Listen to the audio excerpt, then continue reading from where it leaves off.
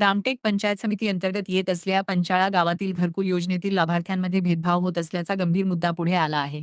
Bharatiya Janata party Ramtek मंडळाचे अध्यक्ष योगेश म्हात्रे यांनी गटविकास अधिकारी, तहसीलदार व उपविभागीय अधिकारी कार्यालयाला निवेदन सादर करून या प्रकरणात तात्काळ हस्तक्षेप करण्याची मागणी केली आहे। निवेदनानुसार राज्य शासनाने 2024 ते 2025 या आर्थिक वर्षात घरकुल अनुदानाची रक्कम 1.2 लाख रुपयांवरून वाढवून 2.1 लाख रुपये केली आहे।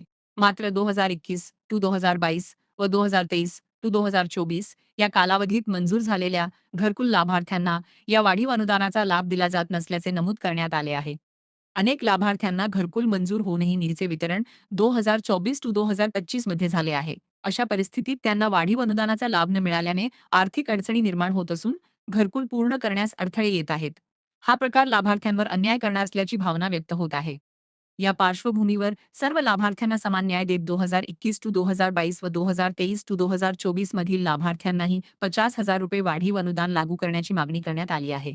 तसेच संबंधित प्रशासनाने या प्रकरणाची गांभीर्याने दखल घेऊन तात्काळ निर्णय घ्यावा अशी विनंती करण्यात आली आहे।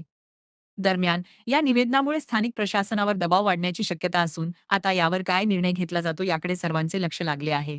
घरकुल लाभार्थ्यांच्या संबंधित हे विषय आहे। त्यांना 2022 मध्ये मंजूर झालेले 1,60,000 रुपये ते 2022 किंवा 23 पर्यंत शासनाने त्यांना अनुदान दिलेले नाही आणि आतापर्यंत ते पैसे पेंडिंग आहे आणि आता सरकार पैसे देत आहे।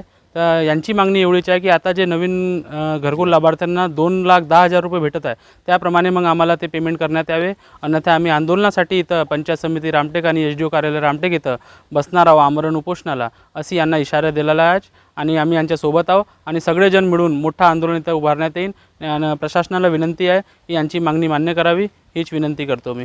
गट ग्रामपंचायत पंचाळामध्ये यशवंतराव चव्हाण अंतर्गत 22-23 ची मंजुरी यादी असून सन लाभार्थ्यांना 25-26 मध्ये त्यांचा पहिला हप्ता जमा झाला आहे आणि 24-25 मध्ये जो बजेट तयार झाला आहे वाढीव पैशाचा शासनाला विचारपूस केली असता शासनाला आम्हाला सांगण्यात आलं की बा ही 22-23 ची मंजुरी यादी असल्यामुळे तुम्हाला जो वाढीव पैसे ते मिळू शकणार नाही।